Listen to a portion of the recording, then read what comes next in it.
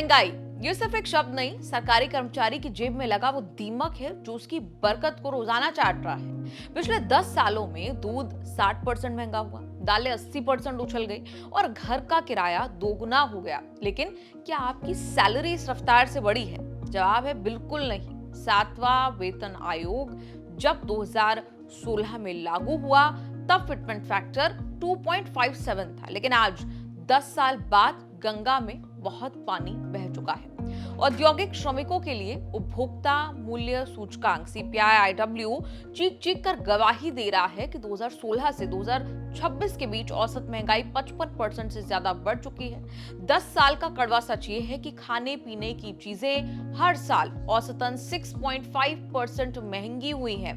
2016 के 18,000, 2026 के 32,000 कीमत की वैल्यू आधी रह गई। 2016 का 100 का नोट आज 55 रुपए के बराबर रह गया है। जब महंगाई 55% बढ़ी तो सिर्फ महंगाई भत्ता मरहम का काम नहीं करेगा। अब बेसिक पे में 3 गुना उछाल वक्त की जरूरत है। कर्मचारी संगठनों ने जो लॉजिक बम फोड़ा है उसने सरकार की नींद उड़ा दी है।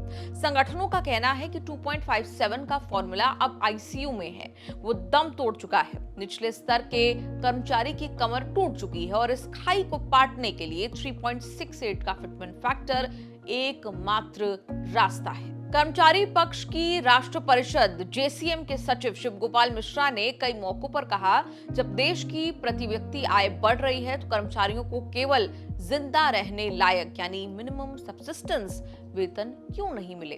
उन्होंने मांग की है कि 8वें वेतन आयोग को अक्रोइड फॉर्मूले के साथ महंगाई के वास्तविक रिटेल डेटा को जोड़कर फिटमेंट फैक्टर 3.68 तय करना चाहिए। कर्मचारी संगठनों ने 8वें वेतन आयोग के लिए MyGov पोर्टल पर सुझाव प्रस्तुत किए हैं, जिनमें फिटमेंट फैक्टर को 3.68 करने, एनुअल इंक्रीमेंट 5% करने की बात है। 18 महीने के DA एरियर के भुगतान की मांग जो है वो शामिल है। मीडिया रिपोर्ट्स के मुताबिक संगठनों ने न्यूनतम वेतन 18,000 से बढ़ाकर 51,480 करने का सुझाव दिया है, जो डॉक्टर अक्रोइड फॉर्मूले पर आधारित है। एक आम इंसान को जीने के लिए क्या चाहिए? 2 वक्त की रोटी, तन पर कपड़ा और सर पर छत। लेकिन 8वें वेतन आयोग में अब बात सिर्फ गुजारे की नहीं, सम्मान की है। कर्मचारी संगठनों ने चर्चा तेज की है डॉक्टर अक्रोइड फॉर्मूले की। ये कोई साधारण, कोई नॉर्मल गणित नहीं, बल्कि इंसान की भूख और जरूरतों का वो विज्ञान है जो तय करेगा कि भारत सरकार की नौकरी में न्यूनतम सैलरी 18,000 होगी या 50,000 के पार। 1948 में मशहूर पोषण विज्ञानी डॉक्टर वॉलेस अक्रोइड ने एक फॉर्मूला दिया था। उन्होंने बताया था कि एक स्वस्थ इंसान को काम करने के लिए रोजाना 2700 कैलोरी चाहिए। 8वें वेतन आयोग में कर्मचारी संगठनों ने इसी फॉर्मूले को आधार बनाकर सरकार को घेर लिया है। आखिर एक सरकारी कर्मचारी के परिवार के लिए 51,480 रुपए की मांग क्यों हो रही है? डॉक्टर अक्रोइड ने इंसान की जरूरत को इन 5 पैमानों पर, पैरामीटर्स पर तोला है। क्या कहता है डॉक्टर अक्रोइड फॉर्मूला? आदमी को 2700 कैलोरी का संतुलित आहार मिलना चाहिए, जिसमें दूध, दाल, सब्जी, फल जैसी चीजें शामिल हो। आज के वक्त में इतना खाने पर 15 से 18,000 का खर्च आएगा।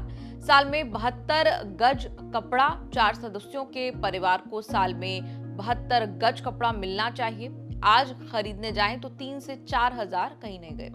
शहर में रहने के लिए कम से कम 6,000 से 10,000 किराया जो है, इस बीच कुछ किराया लगेगा। खाना पकाने की गैस, न्यूनतम बिजली पर खर्च जो है वो 3 से 4,000 रुपए।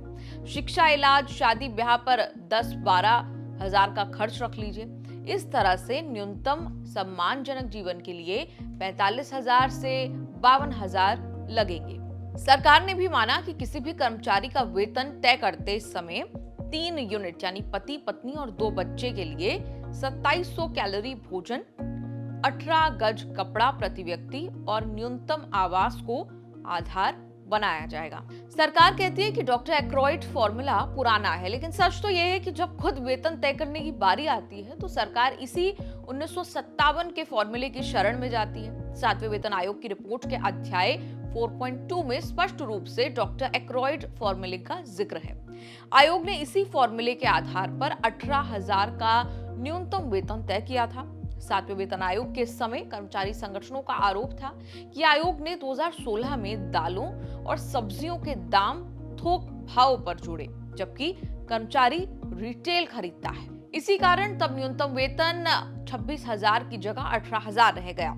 सुप्रीम कोर्ट ने भी 15वीं भारतीय श्रम कांग्रेस में इस फॉर्मूले को वेतन निर्धारण का सही आधार माना था। भारत सरकार और निजी कंपनियों के लिए इस फॉर्मूले को अनिवार्य बनाने में न्यायपालिका की बड़ी भूमिका रही है। सुप्रीम कोर्ट ने 1991 में रेप्टकोज ब्रेट एंड को कंपनी वर्सेस एलटीएस वर्कर्स मामले में निर्णय दिया कि केवल भोजन और कपड़ा पर्याप्त नहीं है। कोर्ट ने डॉक्टर अक्रॉयड के फॉर्मूले में 25% अतिरिक्त हिस्सा जोड़ने का आदेश दिया, जिसमें बच्चों की शिक्षा, दवा और त्योहारों के खर्च शामिल हो। सवाल जिसका जवाब अभी किसी के पास नहीं कि क्या 8वां वेतन आयोग 1948 के इस वैज्ञानिक फॉर्मूले को 2026 की महंगाई में लागू करेगा या फिर आंकड़ों की बाजीगरी में कर्मचारियों की थाली फिर छोटी रह जाएगी।